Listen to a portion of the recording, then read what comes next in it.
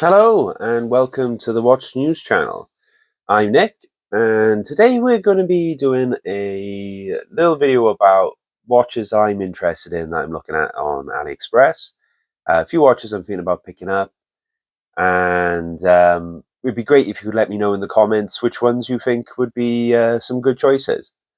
So the first one I'm looking at is this, it's a quartz watch, and it's a basically like a G10 homage to the old military quartz watches that were issued to the army.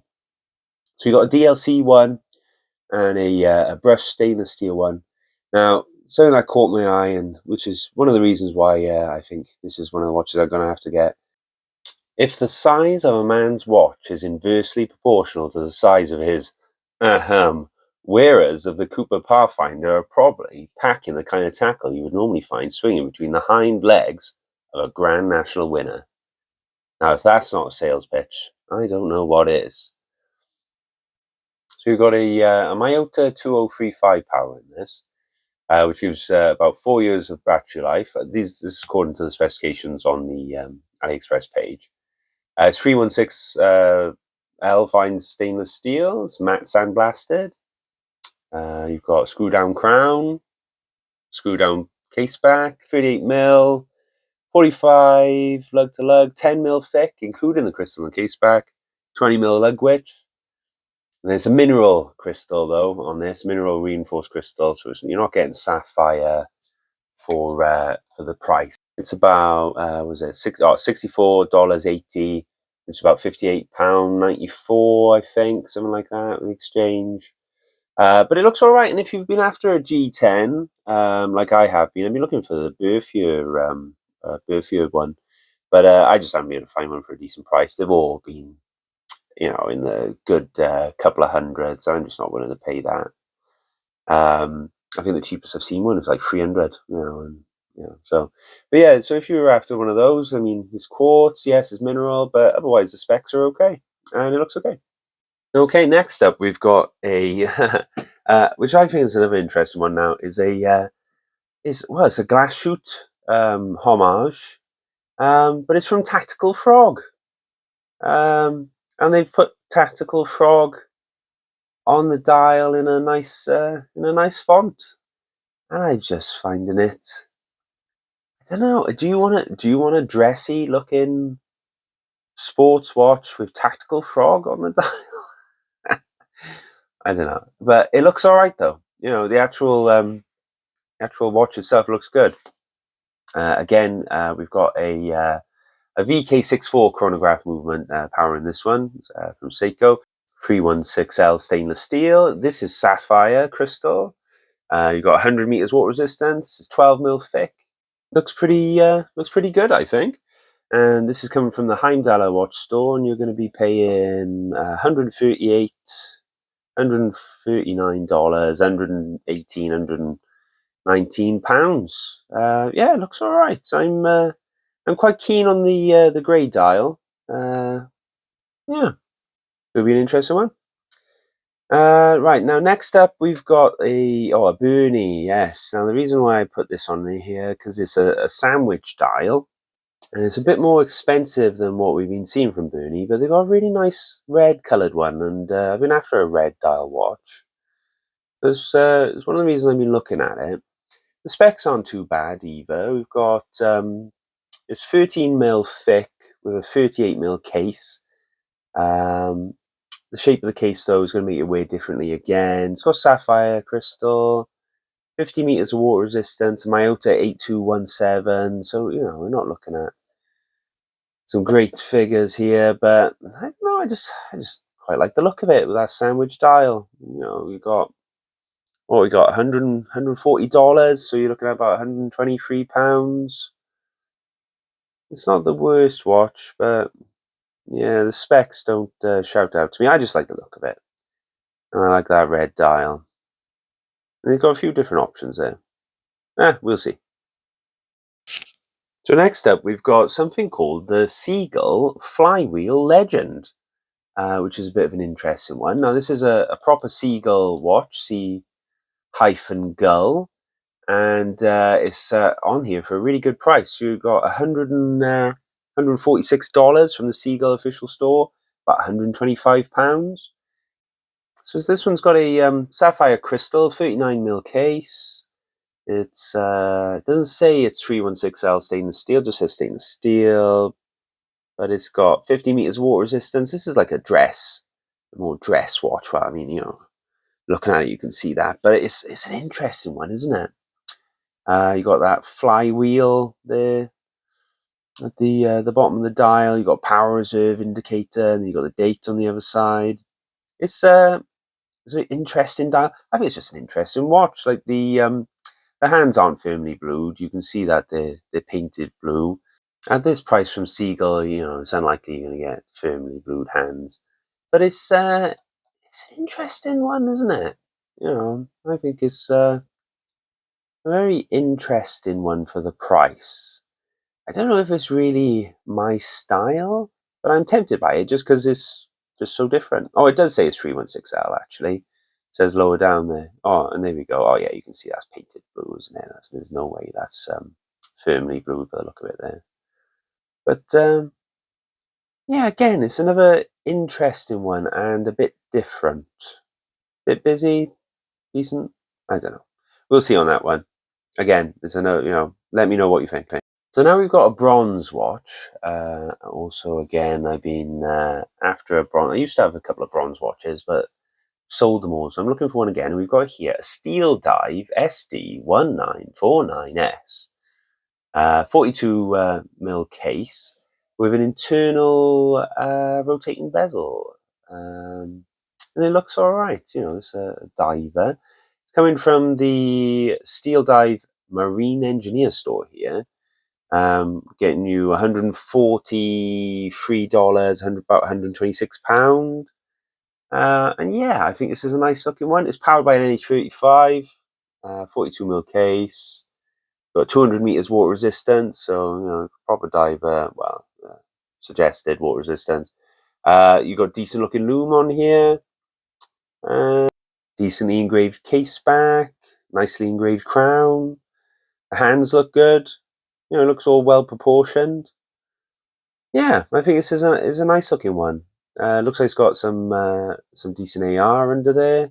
So if you're after a bronze diver, you know, I think this could be a good option. And I do like the 1269. Oh yeah, you can see the crown there. It's got that quite nicely engraved crown. Yeah, I think this could be a good pickup. Again, let me know in the comments if you think this is one I should have a look at. Okay, next up we've got a San Martin, the SN0065-G1 in 316L solid stainless steel, 40mm case, 48 lug to lug, 12.5mm thickness. It's got 21mm bandwidth. Why? Why? I don't mind watches having a specific bandwidth, but usually when they're a bit more expensive, when you like the cheaper ones, I do like to be able to switch the bands I've got. So 20mm would have been better, but there we go. Sapphire crystal, AR coating, BGW9 loom. It's San Martin, so it's probably going to be fairly decent. Screw down crown, 100 meters water resistance on this one. But I think San Martin have missed a trick with this one in how they're advertising it, because they're showing it with this this black and white version as their main image on the sales page. And this has been sold by Classic Watches store here. But look at this. This is the one. It's the California dial. That's the one I'm interested in. Look at that gorgeous California dial. That gradient brown. It's I think that's lovely. And with a stark contrast, the white against the brown. I think it's better than the black and white. But then that's, you know, of course, my personal preference. $199. So you know, it's not a super cheap one. It's £175 roughly. That would be, I think. Nice looking watch though, and not a homage that I can think of. Probably is, but nothing bigger. All right, next up, which is a watch which I think kind of is a homage, but also a bit of its own thing as well. Is another San Martin. This time from the San Martin official store, and this one is, I think, a homage to a Jaeger Culture of some sort. It's giving me those vibes. But again, I think it's its own thing. Very interesting looking watch. We've got a sapphire crystal, 38.5mm case diameter. It's got 100 meters water resistance. The model number is SN0108-G2 and 12mm thickness. Now it has got a 19mm width for the band. So again, you got not your usual 20 or 22mm band lug width, but San Martin do like to put out the 21mm and 19mm. I don't know why. Again, BGW9 and looking like decent kind of loom. And I just really like that sunburst. They're saying it's an enamel dial. So I think this dial's probably got a bit more going to it than it looks like in the rendered pictures. And yeah, I just like, I don't mind a sunburst dial. Top hat sapphire, AR coating. Yeah, blue enamel. And look at the case finishing. That's a nicely finished case. Granted, you know, this isn't like super cheap again. What we at? We're at $209, about £168. But yeah, that blue sunburst with those red accents, reddish orange accents. They look really nice. Plain case back. You know, it just is what it is. Screw down though. I like it. Look at those numerals. How raised they are, and those hands. They look so well finished. Yeah, I think this could be a nice one to have a look at. Yeah, San Martin, they do make good watches, don't they? Look at that buckle. You know, they've sort of gone into, they're becoming better and better as time goes on. Yeah, yeah, I like it. Blue, green, yeah. Some good options. I think it might be a worthy pickup. And now for the final watch, the piece de resistance.